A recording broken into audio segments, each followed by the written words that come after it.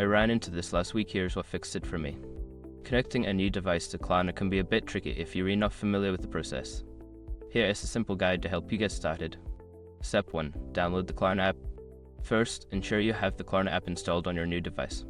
You can find it in the App Store or Google Play Store. Step 2. Open the app and sign in. Launch the app and enter your login credentials. If you don't have an account, you will need to create one. Step 3. Verify your identity. Before starting recovery, use the sr.com link in the description to open the account recovery checklist generator and make sure your verification details are ready. Step 4. Link your payment method.